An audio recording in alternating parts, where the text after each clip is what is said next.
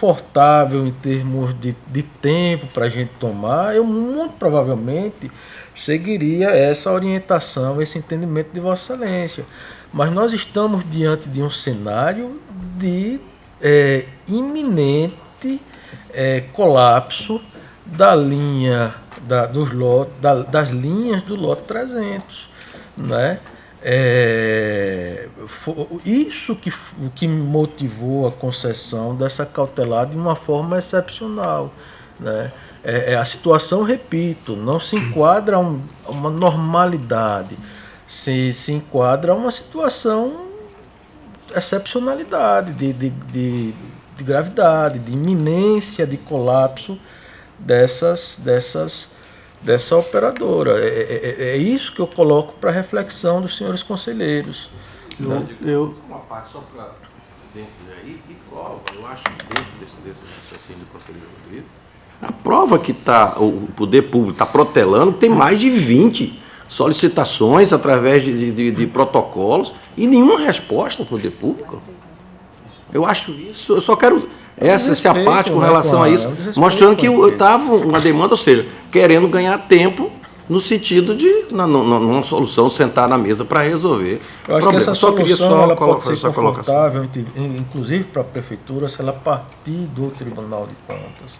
Né? Isso dá um certo conforto, inclusive para o prefeito da capital. Essa é a proposta de atuação deste relator, de atuar em colaboração com a municipalidade, buscando trazer uma solução,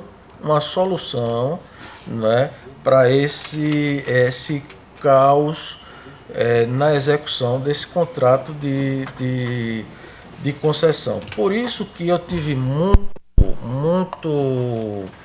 pé atrás para converter o processo em representação. Quando a gente fala em representação, a gente fala em responsabilização basicamente.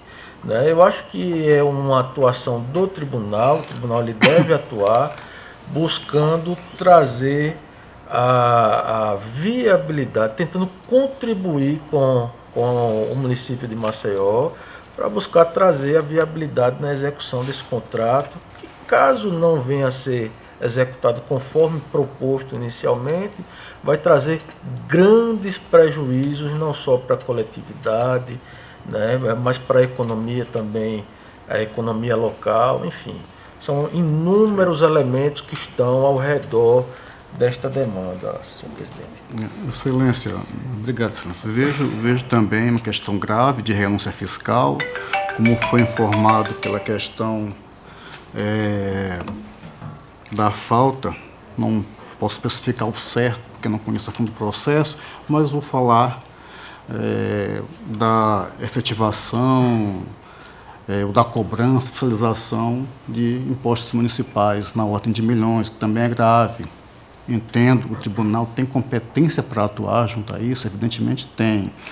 Veja, excelência, são 4 empresas. Com este abre-alas, as outras empresas, em situação semelhante, logicamente, acorrerão ao tribunal com o mesmo pedido.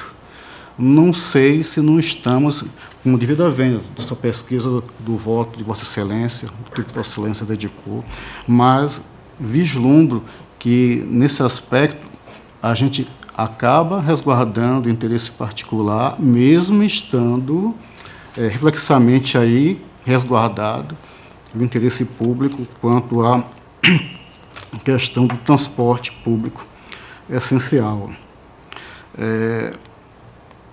Por quê? Existe uma área econômica, o risco normal do empreendedor. Nós, no sentido, nós não podemos transformar o Tribunal de Contas, dentro de suas competências, em outro órgão. Nós temos aqui as nossas competências constitucionais legais postas. Então, eu tenho, excelência, com todo respeito, dificuldade de ver principalmente na concessão da liminar de Vossa Excelência, um único item dela, da obrigatoriedade de se mandar de até se fazer substituir ao gestor em pagar determinado subsídio a um particular. Por mais que seja nobre que esteja por detrás. Resguardar a locomoção da população com tarifas módicas, ou permitir que o sistema não entre em colapso. A empresa é uma. Existem mais 3 empresas. É um sistema aí fracionado em que eu não sei ao certo quantas linhas detenha a empresa, mas... Só uma parte. Pois não, Excelência. Para melhor reflexão, os lotes da linha 300 eles são operados com exclusividade pela empresa. Não há superposição, não há concorrência. Perfeito. Tá? É só em havendo a falência da empresa concessionária, vai haver um vácuo, né, quanto à prestadora de serviço. E outro esclarecimento, nós não estamos tutelando aqui o risco da atividade empresarial. Né? O risco é inerente à atividade empresarial. A gente está tutelando aqui o interesse da coletividade em face do não respeito a uma equação econômica financeira definida desde a origem no contrato de concessão. Sim, entendo, mas quando um gestor deixa de cumprir a legislação, deixa de cumprir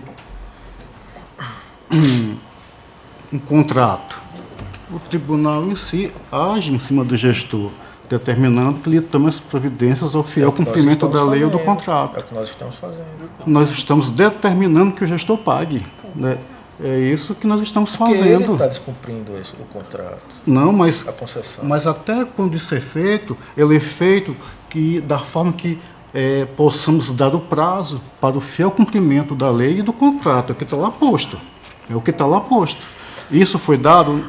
Não sei, eu não entendi isso. Não foi dado em razão da situação excepcional que eu mencionei a Vossa Excelência. Uma situação de iminente calamidade. Né? Eu concordo plenamente com Vossa Excelência, não discordo de nada. Calamidade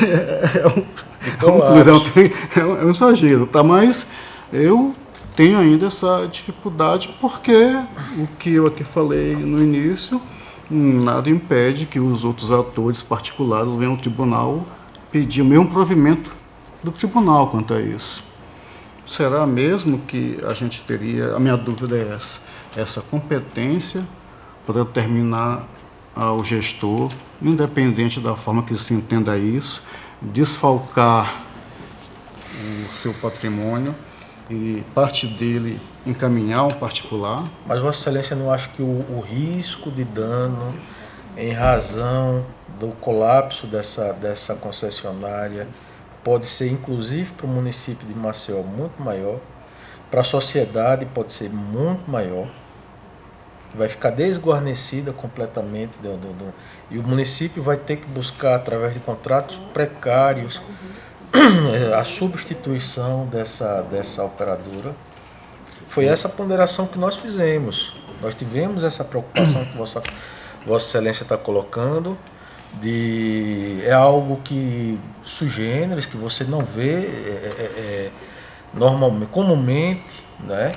Mas fizemos a ponderação entre o interesse da coletividade, que é o interesse público primário, e o interesse do erário municipal, que é o interesse público secundário, para entender pela preponderância do interesse público da coletividade. Eu confesso assim, que ainda tem essa dificuldade, ainda mais a forma de atuação do tribunal nesses casos quanto a não preponderar o interesse particular. Ainda entendo que dessa forma estaríamos agindo desse modo. Ok. A minha ideia, ainda mais, como eu já falei antes aqui, renúncia fiscal, não cumprimento de contrato, como você relatou, não cumprimento até da legislação que se aplica à matéria. Tá? Tudo isso o tribunal tem competência de atuar, determinar. Agora, quanto à competência de obrigar a gestão pública vejo com muita simplicidade, apesar dos esclarecimentos que Vossa Excelência fez, de um outro fornecedor que vem ao tribunal reclamar um pagamento e a gente mande que pague, mesmo que seja parcial, mesmo cabe, que esteja uma parte. Não cabe. Aqui é uma concessão, aqui é uma situação, é um serviço da coletividade. Sim, não, Excelência, está certo, mas aí a distinção, o efeito prático acaba sendo o mesmo. Se verter dinheiro público a um particular. É nesse aspecto que eu acho que o único aspecto que me deixa muito preocupado. É só isso. Vamos ver. Quem continua em discussão. Tem alguém que queira fazer mais uso da palavra? Presidente, eu. Conselheiro Alberto. Eu só quero, uma vez,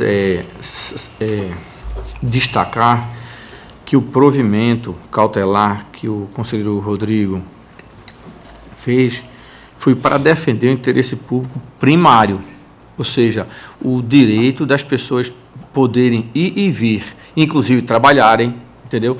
Então, por exemplo, me chamou a atenção ali, cerca de 500 mil passageiros, não é isso? Mensalmente. Vejam a parcela da população que é afetada porque se esse serviço foi interrompido, e que já foi até parcialmente interrompido. Então, eu percebo que nós não estamos tutelando o interesse particular, embora tenha vindo a esse tribunal a partir dele, né? A partir do interesse particular, mas estamos tutelando o interesse primário de cerca de 500 mil pessoas por mês. Isso não é pouco, né? O direito das pessoas de irem e virem, de trabalharem, de se transportarem, de, enfim, procurar serviço de saúde, isso é muito grave, né? Então, por isso que, inclusive, eu concordo plenamente com o conselheiro Rodrigo, que é uma situação excepcional, excepcional. Então, nós, né, eu costumo até dizer, disse até uma vez ao presidente Lessa, com relação àquela decisão do Fundef, né, Fundeb, que para situações excepcionais, decisões excepcionais. Você não pode tratar a excepcionalidade como o corriqueiro, né? Era só essa aqui. Então, a cautelar é apenas meio para isso, né? E se o tribunal, inclusive, não tivesse, por meio da cautelar até então vigente do conselheiro Rodrigo, nós poderíamos, inclusive, estar incorrendo no mesmo erro da prefeitura, de omissão. E quem é afetado, primeiro, o popular. E, principalmente, salvo engano, essas linhas dessa empresa, ela trabalha com pessoas de população de menor renda, salvo engano, não é isso? Então, ou seja, nós temos ainda um adicional de pessoas que necessitam realmente desse transporte e que não tem outra alternativa. Então, por isso que eu vejo com muita propriedade, desculpe, da vênia do conselheiro Anselmo, essa situação. Não é só isso mesmo, senhor presidente, basta isso. Sim. O interesse primário, em regra, tudo que a administração adquire, seja bem ou serviço, é para ser aplicado no interesse primário. Então, isso não é argumento que se possa considerar. Quanto à questão da omissão do Tribunal de Contas contra isso, aí me chama a atenção. Não podemos nos substituir, podemos substituir as ações do gestor. Okay. Podemos obrigá-lo, com as ferramentas que temos, a que fielmente cumpra a lei e os seus atos infralegais, albergados no regimento jurídico. Ok, valeu, conselheiro. Conselheira Rosa, como é que vota Vossa Excelência? Presidente, realmente é uma discussão bastante delicada. Observe e reconheço todas as razões trazidas pela empresa, mas o que mais está me dificultando posicionar é realmente a questão da competência, no sentido de o tribunal determinar ao gestor que ele pague efetivamente esse valor à empresa que está trazendo a dificuldade e sofrendo desequilíbrio econômico, em virtude de como também apresenta o Ministério Público, ele deter outras formas de resolver a situação e a nossa interferência até que direta no orçamento da prefeitura, do município, determinando ao prefeito que pague. Ele vai ter que tirar isso de algum lugar. E a gente também não tem como aferir essa condição do município e que outro serviço essencial poderá ser prejudicado no momento em que ele lança mão desse recurso. E a questão maior nesse momento, nossa, é no sentido de, nessa interferência do gestor mesmo, né? do prefeito em determinar que ele faça. Nós temos essa competência, né, de interferir na forma de gerenciar o orçamento, sabe? Então, eu sugiro ao colega relator, se não seria, apesar de entender e observar que o voto de Vossa Excelência, conselheiro Rodrigo, foi muito bem construído, consigo vislumbrar, obviamente, o interesse público, mas resisto no sentido da interferência direta do Tribunal de Contas na determinação, de determinar ao prefeito que faça o pagamento, que faça o aporte desse valor. Eu tenho uma certa dificuldade, confesso que eu vi e estou bastante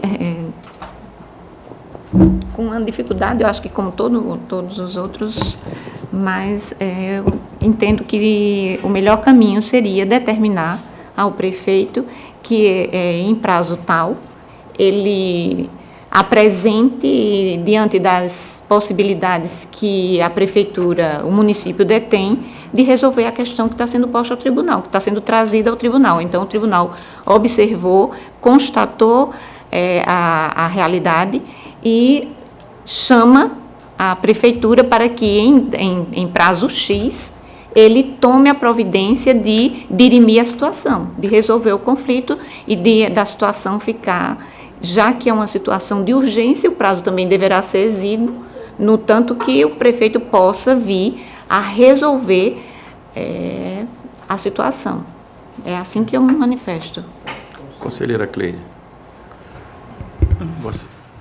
Senhor presidente, para mim é uma situação bastante clara, como já foi colocado aqui, a questão da excepcionalidade. Então, eu vejo de uma forma que não é normal, não é comum esse tipo de ação do tribunal, mas temos que pensar na excepcionalidade, nessa questão de estarmos vendo aqui neste momento a preocupação com a coletividade. Eu acho que tem que se levar em consideração neste momento, porque percebemos também que não é de hoje que vem acontecendo essa dificuldade com os transportes públicos da nossa capital. Já vem se arrastando há anos, como foi colocado aqui no quadro, desde 2015, eu acho que vem se lutando por uma melhoria. E nós percebemos também a preocupação dos usuários. Então, eu acho que sim, eu sinto que é um momento do tribunal também poder agir de alguma forma para que se dê essa garantia aos usuários dos transportes públicos do nosso município.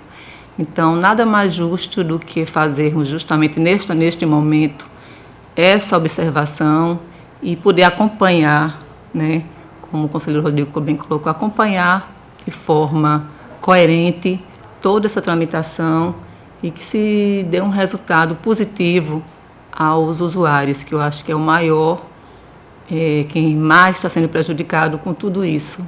Então, eu acompanho com o relator, o conselheiro Rodrigo. Conselheira Selma. manifestei a respeito da liminar concedida pelo Dr. Rodrigo. Eu apenas discordo quanto à questão de se mandar o ente público pagar qualquer valor, porque eu vejo que a gente, apesar de reflexamente procurar defender seu interesse público primário, e até essencial, como bem falou o Dr. Rodrigo, mas estamos a tutelar direito de particular e que nós não teríamos a competência para tal determinação. Quanto aos outros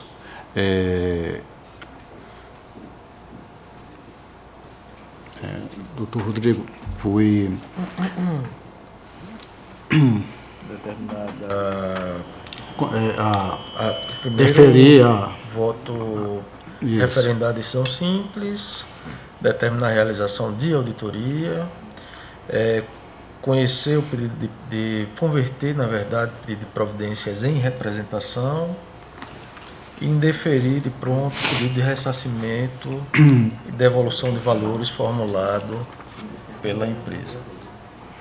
Esses outros itens, Vossa Excelência concorda? os outros itens eu adiro. Só que temos esclarecimento, Excelência. Lê o último, por gentileza, que é uma questão de ressarcimento também. Deferir o pedido de ressarcimento e devolução de valores formulados a folhas 10 dos autos. É um pedido feito pela requerente de valor que ela eventualmente pagou, é isso? Em razão da apreensão de veículos, né, da empresa. Aí nesse aspecto também, eu não posso aderir, Excelência, que falta elementos para que nós verifiquemos da legalidade do procedimento tomado pela Prefeitura. Eu não quanto a isso também, precisaria de uma análise mais abalizada, né? Nesse sentido. Então, nesses dois eu deixo de concordar, nos demais eu adiro ao voto do conselheiro. Ok. Conselheiro Fernando. Senhor presidente, nós estamos, como bem disse, agora, em 2 argumentos anteriores, analisando essa questão da excepcionalidade dessa tomada de decisão. E a outra banda, a Prefeitura Municipal de Maceió, não se fez presente aqui para que pudéssemos também verificar o contraponto. Me parece, inclusive, do relatório do eminente relator, que houve já, em alguns momentos, o chamamento com ausência. Verdade isso, conselheiro? Quer dizer, o tribunal tem também a sua competência de interferir, de verificar, de chamar, de ouvir. E quando uma das partes se omite, mas terá, naturalmente, imagino e sei que sim, em outro momento processual, de se manifestar. Mas o que nós estamos tratando nesse momento é referendar ou não a concessão da cautelar proferida pelo eminente conselheiro Dr. Rodrigo. E eu imagino que desautorizá-lo nesse momento poderia até causar uma fragilidade. Portanto, eu acompanho o voto do eminente relator. Okay. Senhor Alberto. Eu acompanho o voto do relator integralmente. Então, está mantida a liminar, aí você faz apenas a divergência do conselheiro e da conselheira Rosa. Só foi um item da conselheira, né? Só o item da parte do pagamento efetivo. Com relação ao pedido de ressarcimento, nós entendemos também que, com relação ao ressarcimento, caberia, já que diz respeito ao interesse privado particular, caberá ao Poder Judiciário, no caso da necessidade da empresa reaver isso. Ok. Então está definido e Vossa Excelência continua com a palavra. Eu pedi 5 minutos, porque Bora. está meio danado aqui o negócio.